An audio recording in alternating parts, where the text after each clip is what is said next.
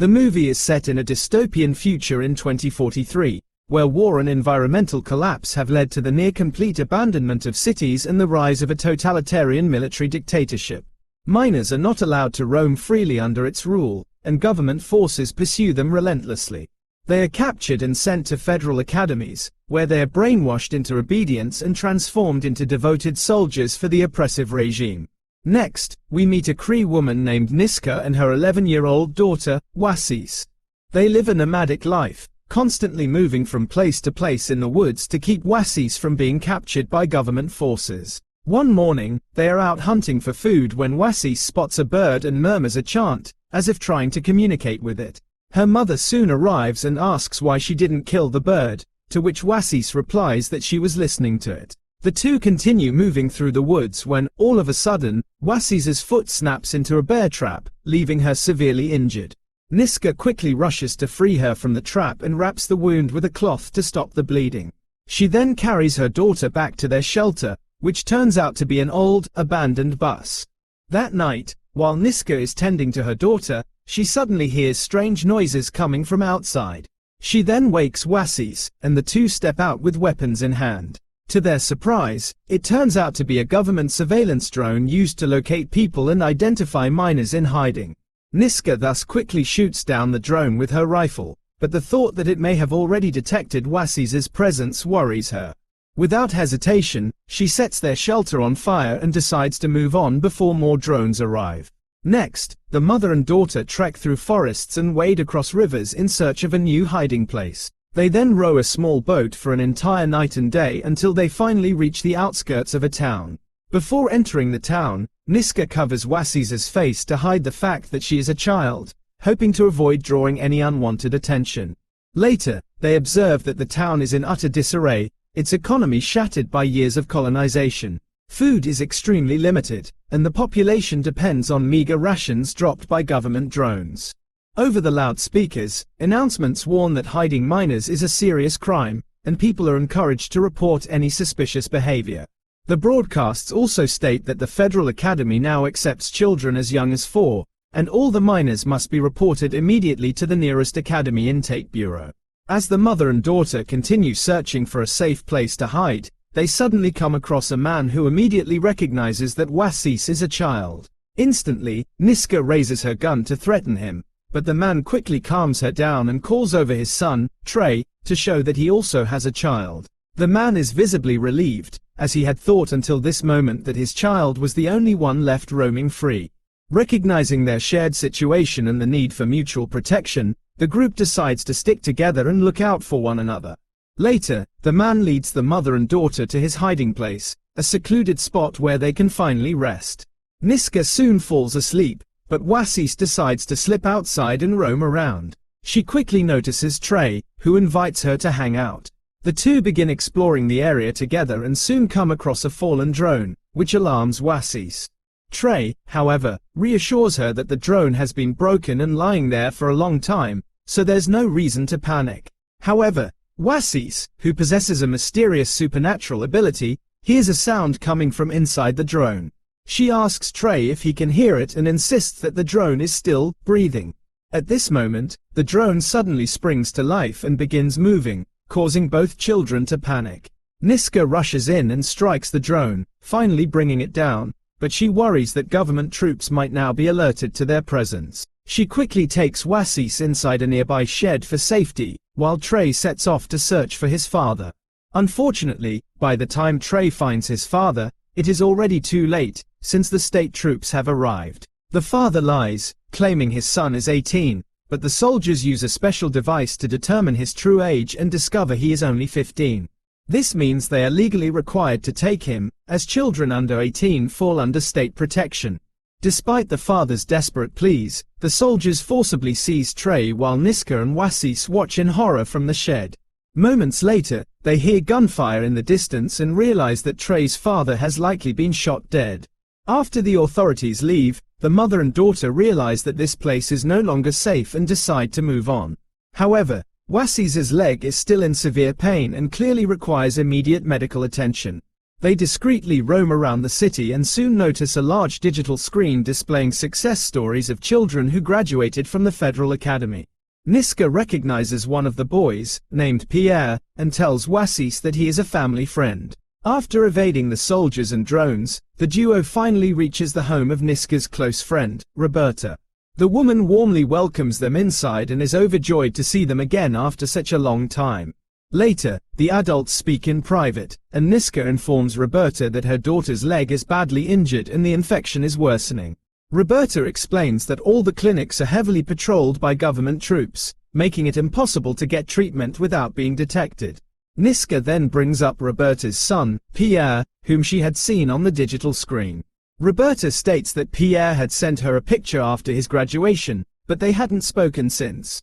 Next, she asks Niska to send her daughter to the Federal Academy as well, believing that at least there she would have a good life, free from poverty and constant danger. She explains that Pierre now lives in the capital city, Emerson, which is fully equipped with all the necessary facilities. However, Niska is hesitant, knowing that sending her daughter away would mean she might never see her again. The next morning, Niska wakes to strange noises and is horrified to see government soldiers outside, inspecting and questioning everyone. Panic sets in, and Roberta warns her that the soldiers will come inside to search as well. A desperate Niska racks her brain for a way to hide Waseese, but Roberta insists there is no way out. To make matters worse, Waseese is in extreme pain in her leg and running a high fever. Seeing no other option, Roberta urges Niska to hand over her daughter so that at least she can get proper medical treatment. So, with a heavy heart, Niska hugs her daughter one last time before leaving the house. She soon approaches the soldiers and alerts them that there is a minor inside who is sick. Once she is alone, the weight of guilt overwhelms her, and she breaks down in tears. The scene then jumps 10 months later, where we see Niska waking up alone in an abandoned apartment. She walks to the balcony and observes drones flying overhead, dropping rations for the townspeople. Later, she heads to work, and we learn that she now earns a living by selling berries in the town. She has also formed a close friendship with a man named Randy, who seems to genuinely care for her. Later, Niska visits the academy grounds to leave flowers and dolls for her daughter but soon breaks down in tears while missing her. When she returns home, she learns that the government soldiers have arrested several people who had attacked the Federal Academy to steal the children for child trafficking. The scene then cuts to the academy, where we see Waseese training intensely alongside the other kids. It is revealed that selection day is only a week away, and the chosen children will be sent to Emerson to enroll in the most elite academy. In the next scene, Niska meets Randy, who explains that he has connected with a man who can create fake citizenship for the state of Emerson. This will allow him to sneak into the city and live a decent, comfortable life. Randy even reveals that he has already paid for Niska's ID and invites her to run away from the hardships and poverty of her current life. Niska is hesitant at first, but Randy persuades her by reminding her that moving there would finally allow her to see Waseese again. The scene then cuts to Waseese at the academy, where we learn that she is often bullied by the other children, who call her savage and bush girl, because she used to live in the woods. Determined to escape, Waseese is secretly planning her getaway and has even drawn a detailed map of the facility to help her find a way out. That night, Niska is seen sleeping outside the Federal Academy. She soon wakes up and decides to leave but suddenly notices a horse in the distance, which shocks her. She cautiously approaches the horse and wonders where it came from. Just then, she spots a group of people in the distance who have kidnapped children from the academy and are sneaking away. Believing them to be child traffickers, Niska immediately tries to stop them, but they overpower her and knock her unconscious. Some time later, Niska wakes up to find herself in a campsite, which turns out to be home to a tribe of Cree people. A woman named Ida asks for her name and where she is from, so Niska introduces herself and reveals that she is from Kiskatchewanak. Niska then asks why they kidnapped those children, but the people refuse to answer her questions. Later, Ida tells her subordinate, Leo, that Niska might be the guardian savior they have been searching for and asks him not to let her out of his sight. She also orders another woman subordinate to find out everything she can about Niska. Afterward, Niska joins a group of tribespeople who are celebrating the safe return of a few children. They warmly welcome her into the community, and she's introduced to an old woman who appears to be the leader of this small group. The grandmother reveals that long ago, the tribe was told of a prophecy that someone from the north would arrive to save them. Since Niska comes from the north, the elders and tribe members believe her to be the guardian foretold in the prophecy. However, Niska is skeptical of this claim and refuses to trust these people, whom she sees as child kidnappers. Later, Niska talks with Leo and tells him that she wants to leave, but he refuses and prepares a bed for her to sleep in. After some time, Niska wakes up in the middle of the night and goes to the tent where the rescued children are sleeping. She suddenly misses her own daughter and breaks down in tears, just as Ida appears and asks if her child is also at the academy. Niska says that her daughter is 11 years old and was recently taken. Ida is impressed by how she managed to protect her daughter for so long and welcomes her to the tribe. The next morning, Leo takes Niska to a meeting with the rest of the group, where they explain the dangers of the academy. The children there are completely brainwashed, and Niska must rescue her daughter before she is taken to Emerson, where she will be transformed into someone entirely different. Ida tells Niska that they will help rescue Waseese, but in return, she must carry out her mission of leading the children from the camp to a safe place called Big Stone. Niska argues that Big Stone doesn't exist and is just a rumor, but they assure her that it is real. Regardless, Niska doesn't believe any of this, so she refuses to help them and leaves the camp. However, Ida still believes that Niska is their savior and sends Leo to follow her, hoping he can convince her to come back. That night at the academy, while everyone else is asleep, Waseese makes a daring attempt to escape and manages to slip out of the building undetected. But before she can get very far, a loud siren suddenly blares, throwing her into a state of panic. The security forces quickly arrive to apprehend her, and they lock her away in solitary confinement. Elsewhere, Niska returns to the city and is horrified to see bodies lying along the streets, including those of her neighbors and acquaintances. She is soon found by Randy, who quickly covers her mouth with a cloth and explains that the city has been struck by a deadly virus, which is deliberately released by the government. He warns her that the borders are closing tonight, so they must leave for Emerson immediately. The two then begin their journey and soon come across Roberta, so they decide to take her along as well. Unfortunately, the three are quickly spotted by soldiers conducting a forced evacuation.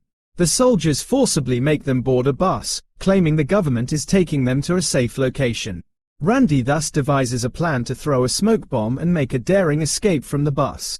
However, just then, Roberta notices her son, Pierre, who is among the soldiers patrolling the streets. She tries to approach him, but the other soldiers refuse and threaten to kill her. Seizing the moment, Randy throws a smoke bomb, and he and Niska manage to take down several soldiers and escape the bus. Roberta then approaches Pierre, but to her shock, he doesn't even recognize her and orders her to stay back. When she moves closer, he immediately shoots at her, leaving everyone in stunned horror. He then shoots Randy as well, but before the situation escalates further, Leo and his group arrive and shoot Pierre and his comrades dead. Afterward, Niska approaches Randy, who has been shot in the hand but only sustained minor injuries. She quickly wraps his wound with a cloth and apologizes, admitting that she has changed her mind. She now decides to join the tribespeople so she can rescue her daughter before she's brainwashed like Pierre. Meanwhile, at the academy, a woman approaches Waseese and begins manipulating her. She shows her a video proving how her mother supposedly handed her over to the authorities. This deeply hurts Waseese, as she had thought her mother had gone to grab medicines. Afterwards, she is taken outside for training, where the students are given a task. The fastest person to assemble a weapon will be selected to go to Emerson. A student named Victoria completes the task in 12 seconds, but Waseese shocks everyone by setting a new record, finishing it in just 5 seconds. Next, a disappointed Victoria accuses Waseese of cheating, which enrages the young girl. Waseese storms over to Victoria and begins brutally attacking her, while their teacher watches with amusement. Finally, the teacher stops Waseese and congratulates her, announcing that she will be sent to Emerson the next day, as she has proven to be the best student. That night, Niska, Leo, and a few other tribespeople set out for the academy on their rescue mission. They manage to break in and cleverly outwit one of the guards. Eventually, Niska finds her daughter and tearfully urges her to come with her. Waseese is initially hurt because her mother gave her up, but she cannot stay angry for long and agrees to leave. Unfortunately, their presence has already alerted the soldiers, who begin surrounding the academy grounds with weapons drawn. Soon, their team member notifies Leo that the soldiers have discovered their presence and urges them to leave immediately. Leo tells Niska to get out and reminds her to fulfill her promise of taking the children to Big Stone. He's then about to be caught by a flying drone, but Niska shoots the drone just in time and saves him. Meanwhile, Waseese returns to her dormitory, waking up all the other children so they can escape as well. She decides to guide everyone out, as she knows the safe way out of the building. Meanwhile, the Cree campsite is also surrounded by government soldiers. The troops demand that the people surrender and begin firing tear gas, but the tribe resists and prepares their rifles. Not long after, Niska, Leo, and the children arrive in a military truck and join them. They initially wonder why the military allowed them to pass the truck without resistance, but soon realize that the government doesn't intend to drive them away, but wants to corner them for a mass slaughter. Moments later, a soldier gives the signal and a swarm of drone approaches the tribespeople, seemingly to kill them. It seems as if all hope is lost for the Cree people, but in a shocking turn of events, Waseese begins chanting a spell and somehow communicates with the flying drones to control of them. She directs the drones back toward the surrounding soldiers, which terrifies the troops and forces them to retreat in fear. Unfortunately, one of the soldiers tries to shoot her, but Niska protects her daughter, and she gets shot instead. The soldier is immediately shot dead by the tribespeople, and Niska collapses to the ground. The tribespeople begin treating her, and Niska asks her daughter how she did that, but Waseese doesn't say anything and kisses her. As the movie ends, the tribespeople now realize that their guardian savior isn't actually Niska, but her daughter, Waseese.